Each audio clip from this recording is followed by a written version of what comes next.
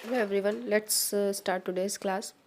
आज की जो क्लास है आपकी आईसीएसई बोर्ड की चैप्टर 6 की है, जो कि हमारी बॉडी से रिलेटेड है।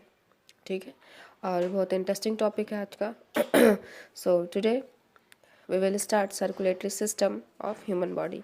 ठीक है, और ये जो चैप्टर है आपका वो चैप्टर 6 है।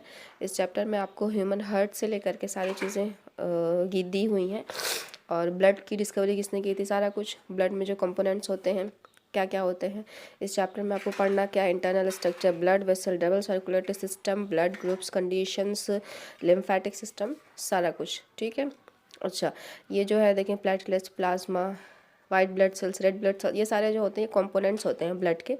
ब्लड में ये सारी चीज़ें आपकी प्रेजेंट होती हैं। ठीक है, अगर हम ह्यूमन हार्ट की बात करें तो ह्यूमन हार्ट जो होता है उसमें बहुत सारे ऐसे टर्म्स हैं जो कि बहुत कॉम्प्लिकेटेड हैं, बहुत सारे ऐसे टर्म्स हैं जो कि बहुत मज़ेदार हैं, बहुत सारे ऐसे टर्म्स हैं जो कि एक्सेप्शंस हैं। तो खैर आईसीएसई में बहुत डिटेल में दिया हुआ है, और सीबीएसई की क्लास 8 में इतना डिटेलिंग नहीं है, और ये चैप्टर भी ऑलमोस्ट नहीं दिया हुआ है। एंडोक्राइन सिस्टम सिर्फ दिया हुआ है। ठीक है, तो अभी हम लोग सीबीएसई आईसीएसई डिस्कस कर रहे हैं, तो ये चैप्टर डिस्कस कर लेते हैं। यहाँ पे आज सिर्फ कुछ इंपॉर्टेंट टर्म्स हैं जो मैं डिस्कस करूँगी चैप्टर। आईसीएसई बोर्ड में जो है एक चैप्टर है जिसमें सर्कुलेटरी सिस्टम के बारे में गिवन है। ठीक है, क्लास 8 में आईसीएसई बोर्ड में एक चैप्टर है जिसमें सर्कुलेटरी सिस्टम के बारे में गिवन है। तो चैप्टर हम लोग डिटेल में पढ़ेंगे इंशाल्लाह। आज जो है वो सिर्फ कुछ टर्म्स थे जो क्लियर कर लेते हैं। लिखा हुआ है कि प्लाज्मा जो होता है blood clotting factor are called serum. ठीक, ब्लड जो होता है दो लिक्विड से मिलकर के बना होता है। एक होता है आपका प्लाज्मा और दूसरा होता है फॉर्म्ड एलिमेंट्स। ठीक, अब फॉर्म्ड एलिमेंट्स क्या होते हैं, प्लाज्मा क्या होता है, ये पूरा डिटेल में चैप्टर आपको पढ़ाऊंगी। फिलहाल आप ये देख ले। अगर प्लाज्मा जो लिक्विड था जिसमें क्लॉटिंग जमाने वाला फैक्टर अगर ना हो तो उसको कहा जाता है सीरम। ठीक है, और दूसरा क्या था कि volume of red blood cell क्या होता है 45%, और इसको हिमेटोक्राट कहा जाता है। यानी कि जो आरबीसीज होती हैं, ठीक है, आरबीसी और जो होता है डब्ल्यूबीसी और जो होता है आपका प्लेटलेट्स, ये जो प्लेटलेट्स होती हैं यही खून को जमाने का काम करती हैं। इसी वजह से जब हमें कहीं कट जाता है तो थोड़ी देर के बाद खून निकलना जो है वो बंद हो जाता है, क्लॉटिंग फैक्टर की वजह से।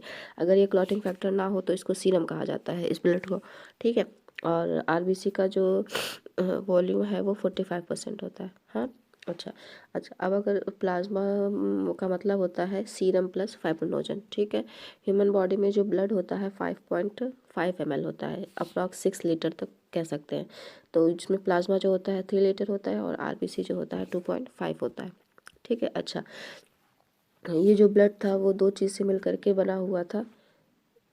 ये जो ब्लड था वो दो चीज़ से मिल करके बना हुआ था आपका। एक था आपका प्लाज्मा, ठीक है, और दूसरा था आपका फॉर्म्ड एलिमेंट्स। तो ये जो फॉर्म्ड एलिमेंट्स होते हैं वो क्या चीज़ें होती हैं, देखिए यहाँ पे लिखा हुआ है, एरिथ्रोसाइट, रेड ब्लड सेल, फिर ल्यूकोसाइट, फिर क्या हो गया आपका प्लेटलेट्स। और इन्हीं प्लेटलेट्स वगैरह सबको मिला करके क्या कहा जाता है, फॉर्म्ड एलिमेंट्स कहा जाता है। ठीक है, इनको सेलुलर कंपोनेंट्स भी कहा जाता है।